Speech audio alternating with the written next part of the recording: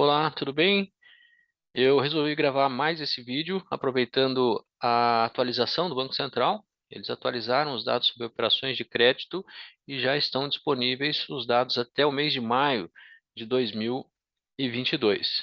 Tá ok? Então, o último vídeo eu peguei o espaço de 2017 até 2021 e agora eu incluí mais esses 5 meses. Tá? Diferente do vídeo anterior, no qual eu analisei um setor específico, um KNAI específico da economia. Dessa vez eu peguei todas as micro e pequenas empresas, vou utilizar da mesma forma um modelo logístico multinível e eu vou analisar a probabilidade de inadimplência de todos os KNAIs, tá? Como que esses KNAIs, o KNAI classe e o KNAI subclasse, impactam na probabilidade de inadimplência, tá? É bem interessante para a gente visualizar quais são alguns setores que têm maior tendência de inadimplência e outros que têm menor tendência de inadimplência, tá? O objetivo aqui não é fazer uma análise muito profunda, mas, de certa forma, apresentar como esses dados estão organizados e como eles podem ser trabalhados no contexto de um trabalho de conclusão de curso, de um projeto de conclusão de curso, tá ok? Mais uma vez, esse vídeo ele tem como objetivo despertar nos nos meus alunos insights para que eles possam, né, utilizar nas suas conclusões de curso, tá ok? Essas aqui são as bibliotecas que eu utilizei. Aqui eu carrego já a minha base tratada, filtrando somente as microempresas e adicionando algumas variáveis nessa base de dados, tá? Dentro dessa base eu tenho a minha variável y já criada. Ela foi criada a partir da minha variável carteira inadimplida arrastada. Constam na carteira inadimplida arrastada todos os contratos que estão com 90 dias ou mais de atraso, tá? Então, havendo 90 dias ou mais de atraso, ela entra aqui no meu um, tá? Não havendo 90 dias ou mais de atraso, ela entra aqui no meu zero, tá? Então, notem que aqui no zero eu tenho 9 milhões e 900 mil contratos e aqui no um eu tenho 3 milhões e 300 mil contratos, tá? 3 milhões e 300 mil contratos com 90 dias ou mais de atraso, tá? Fazendo uma conta simples, utilizando aqui a minha variável y, eu tenho aqui o meu percentual de atraso dentro desse período, tá? Então, 25% desses contratos, ou seja, um quarto desses contratos estão com atraso, tá? Aqui dentro da base eu tenho outras variáveis, obviamente, então nota aqui período, né, o mínimo 2017 até o máximo 5 de 2022. Tem o porte, que eu peguei só as de pequeno porte, né, então esse número aqui ele bate com o que eu tenho aqui, né, é 13 milhões 244 mil. Tenho aqui a modalidade, outros créditos, capital de giro, investimento, ou seja, para que foi tomado esse empréstimo por parte da microempresa, né? Tem a origem, né, com destinação específica ou sem destinação específica, né? Com destinação específica são créditos utilizados em compra, investimento, né? E sem destinação específica geralmente são créditos de capital de giro, operações com recebíveis, ou seja, é, origem sem destinação, né? Ou seja, ele capta aquele crédito, mas ele não dá um destino, né? Ou seja, de certa forma é mais arriscado esse crédito para o banco, mas eu não vou entrar nesse mérito, tá? Aqui eu tenho um indexador, eu tenho a unidade da federação também, mas ela não será explorada nesse trabalho. Tenho aqui o KNAI seção, esse sim vai ser explorado. Tenho o KNAI subclasse. O KNAI seção são em torno de 20 KNAIs, é um grupo mais macro. E o KNAI subclasse são mais de 20 subclasses que tem dentro dos KNAIs seção, tá? Tenho aqui também o GPM, que vai ser variável é, independente, ou seja, minha variável explicativa, ou minha variável X. Tem o IPCA, tem o Selic, variáveis que foram testadas aqui. Algumas vão constar no modelo final, outras não. Esse total de óbitos aqui foi de uma outra análise que eu fiz no contexto do Covid, total de vacina também, pessoas vacinadas também, mas essas variáveis aqui podem ser aproveitadas, vou disponibilizar esse banco de dados, mas nesse modelo em específico, eu não testei essas variáveis, tá ok? Então, vamos lá, continuando.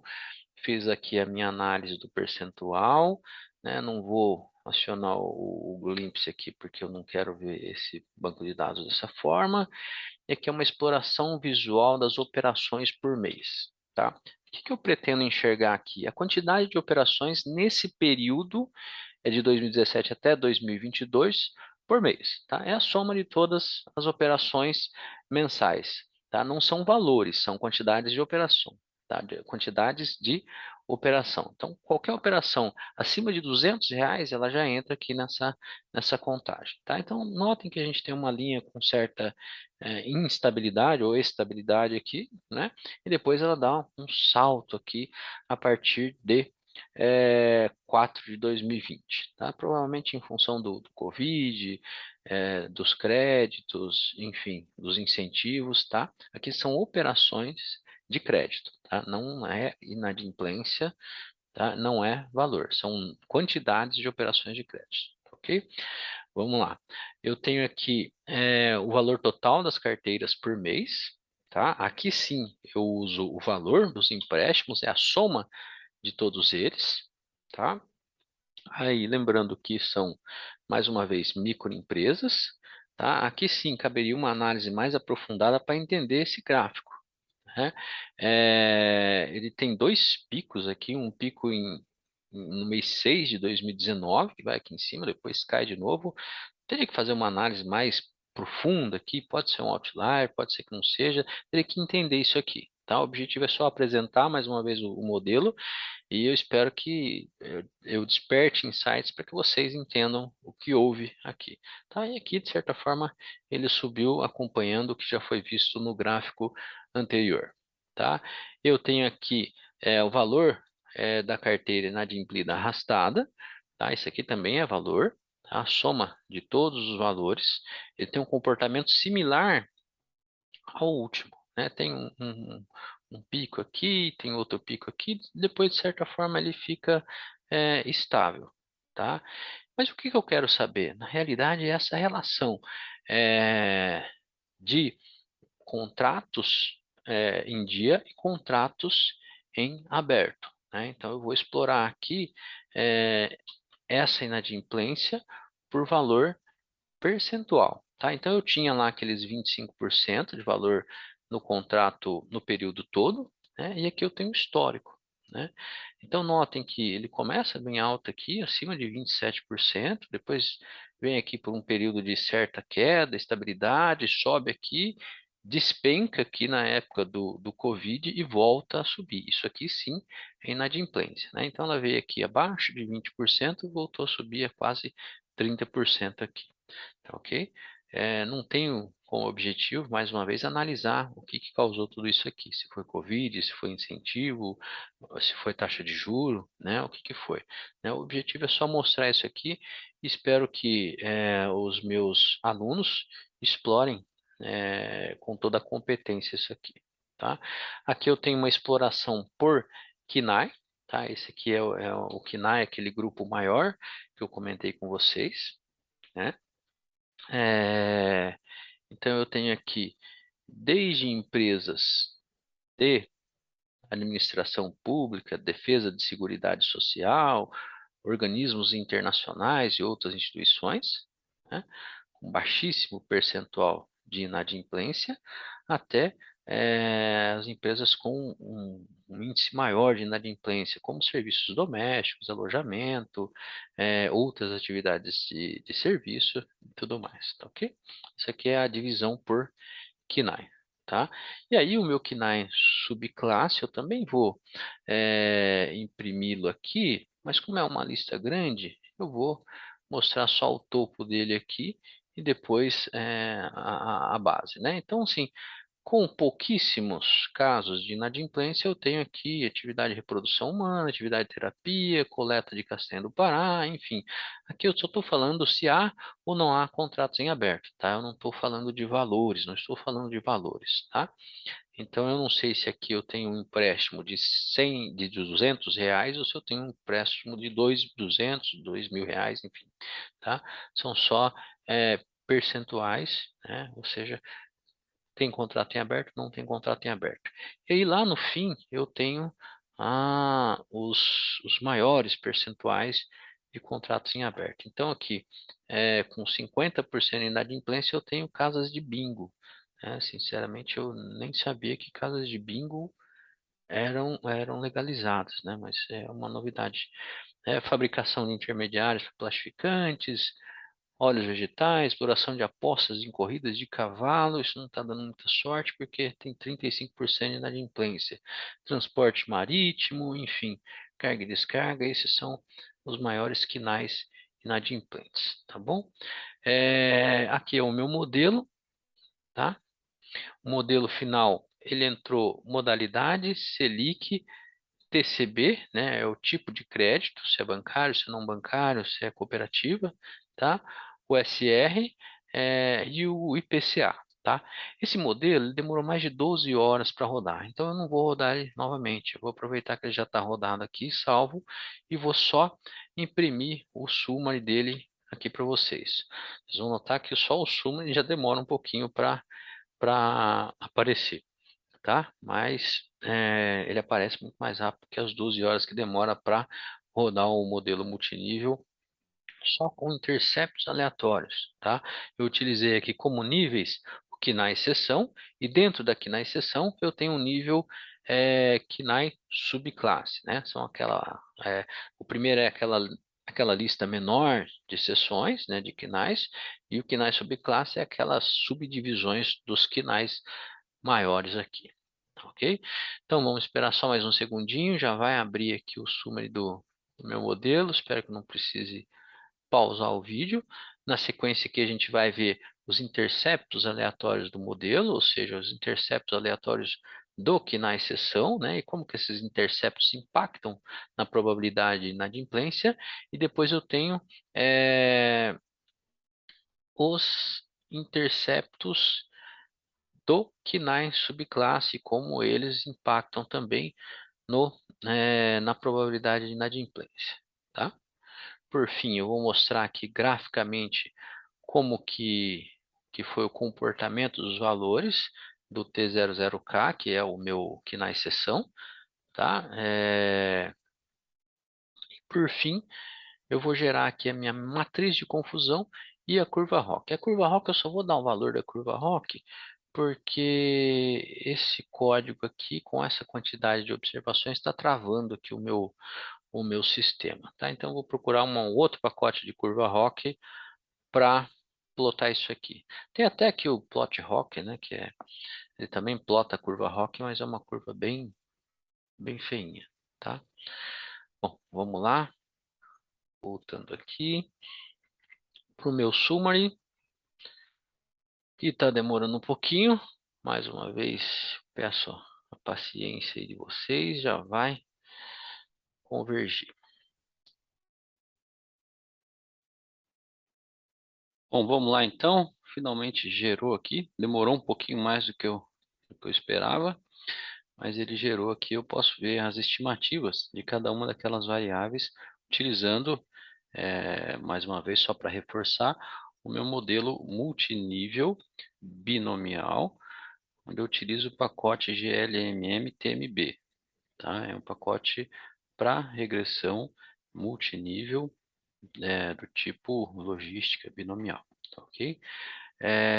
Tenho aqui então as minhas estimativas, tá? Lembrando que aqui eu tenho a minha modalidade, que é uma variável categórica, na qual as categorias são comparadas entre elas, né? Eu tenho uma categoria de base, que é o capital de giro, tá? Não é o capital de giro rotativo, é o capital de giro, que não aparece aqui, e tenho todas as demais sendo comparadas com ela, tá? Então notem que a maioria das categorias tem probabilidade de inadimplência menor do que o capital de giro, tá?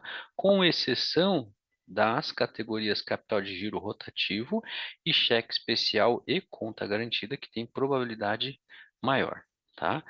Aqui eu tenho a Selic também impactando positivamente, aliás, é o maior estimador aqui, a Selic impactando positivamente na probabilidade de inadimplência, ou seja, quanto maior a Selic, maior a probabilidade de inadimplência, né? Muito provavelmente porque os juros, né, dos empréstimos são baseados na Selic, na maioria das vezes, e na medida que esses juros aumentam, com base no aumento da Selic, é provável que haja mais inadimplência, tá? Mas o objetivo não é fazer esse tipo de análise aqui. Esse tipo de análise vai ser feito através dos estudos, né, dos alunos que toparem, né, analisar esse tipo de questão, tá? Tem aqui o TBT cooperativo, TCB cooperativa e TCB não bancário, né, o tipo de crédito, né? Aqui eu tenho, mais uma vez, uma variável categórica, e a variável de referência é o TCB bancário, tá? O TCB bancário é o menor das inadimplências, tá? As cooperativas têm inadimplência maior, e os tipos de crédito bancário, não bancário, têm inadimplência um pouquinho maior também, tá? E uma última variável que chamou a atenção aqui é a variável IPCA, que reflete é, a inflação, tá? Então, quanto maior a inflação, isso também gera maior inadimplência. Gera não, né? Tem um impacto positivo aí na inadimplência, tá ok?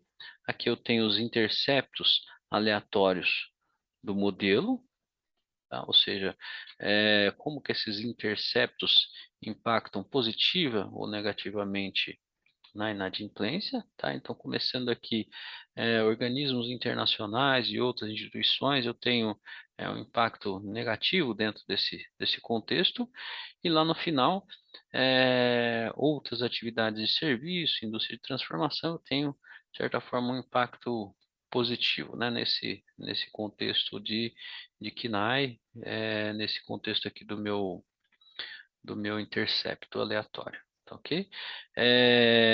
Eu estou falando tudo isso de maneira muito breve porque eu acredito que quem esteja assistindo, os alunos que estejam assistindo, já tem certa noção a respeito dos modelos multinível, tá? Ou modelos hierárquicos, como queiram chamar, tá? Caso queiram tirar alguma dúvida, tenha alguma dificuldade, é só interagir que eu tenho o maior prazer em esclarecer, tá ok? Aqui eu tenho os interceptos aleatórios do modelo no contexto do KNAI subclasse, tá? Essa é aquela lista maior que eu mostrei para vocês, tá? Então começa aqui fabricação de outros produtos derivados de petróleo, fabricação de elastômetros, fabricação de jogos eletrônicos, todos esses têm um intercepto aqui com probabilidade negativa, né? Então, assim, a probabilidade é menor. Não?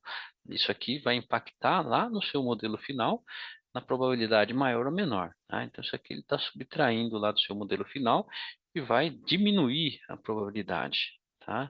Então, aqui ela vai ficar negativa, tá? E tem aqui no final os quinais com probabilidade com impacto mais positivo, aqui corretagem na compra e venda de variação de imóveis, obras de alvenaria, restaurantes e similares, serviços de pinturas, entre outros. Tá? Dá para gerar uma lista disso aqui através do, do, do, do exportar, ou criar um data frame aqui igual eu criei. Dá para analisar de várias maneiras isso, tá? Aqui é só uma análise gráfica daqueles interceptos, é outra maneira de analisar, tá? Então eu tenho aqui esse gráfico, né, muito bonito, que ele mostra os impactos positivos ou negativos, tá? Essa ideia desse gráfico aqui foi tirada das aulas do MBA da USP da Exalc, aulas do professor Rafael, do professor Fábio, tá ok? Aqui é a minha matriz de confusão. Matriz de confusão pode ser que demore um pouquinho também para gerar. E já vou pôr na sequência aqui a minha curva ROC, caso a minha matriz demore para gerar. Na sequência aqui ele já gera a minha curva ROC, tá? A minha matriz de confusão, ela vai mostrar, né, a sensibilidade do modelo, a especificidade, entre outros indicadores, a acurácia, enfim. Ok? Vamos esperar um pouquinho aqui. Na sequência eu já gero a curva ROC e, como eu já falei anteriormente, esse código que ele está travando aqui na hora de gerar, eu optei por não gerar essa curva ROC, tá? Então aqui eu tenho a minha a minha matriz de confusão, tá? A acurácia do modelo de 79%, a minha sensitividade 36% e minha especificidade 93%, tá? Lembrando que esses números aqui, eles estão utilizando como referência somente esse cutoff de 0,5, ou seja, 50%, tá? E a minha curva ROC, que já foi gerada aqui, eu vou só printar a área abaixo da curva ROC, que se eu não me engano é de 79%, tá ok? Exatamente 79%, é uma curva ROC, de certa forma, muito interessante, tá? Gerei aqui pelo plot, só para a gente ter uma ideia de como fica essa curva, tá bom? Então, eu espero que vocês aproveitem esse material. Eu vou deixar depois disponível para download tanto os códigos quanto a base de dados já tratada, né, para que vocês possam desenvolver aí os seus estudos, incrementar esses códigos com outras opções, outras análises, né, quem sabe outros quinais, enfim, que possam explorar aí de maneira que vocês preferirem, tá bom? Bons estudos a todos, até logo.